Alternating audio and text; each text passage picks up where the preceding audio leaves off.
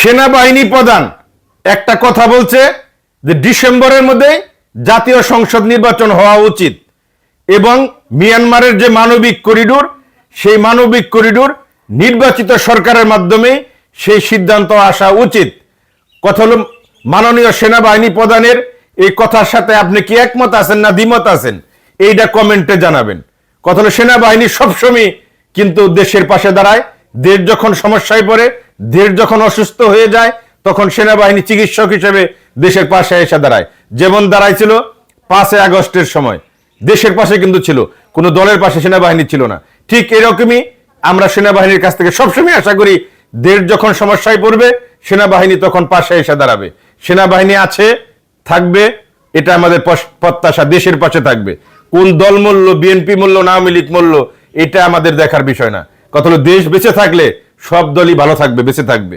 আর দেশ যদি না থাকে, দেশই যদি হয়ে যায় একটা কিছু, তাহলে আর আওয়ামী লীগ, বিএনপি, এনসিপি, জামাত ইসলাম, জাতীয় পার্টি কোনো কিছুরই অস্তিত্ব থাকবো না। থাকবো? কথা কি ঠিক আছে না কোথায় ভেজাল আছে? কমেন্ট একটু জানায়েন। ভালো লাগলে শেয়ার করেন। দেশের পাশে থাকুন, দেশকে নিয়ে চিন্তা করুন। দল পরে, আগে দেশ। ভালো থাকবেন সবাই। আসসালামু আলাইকুম।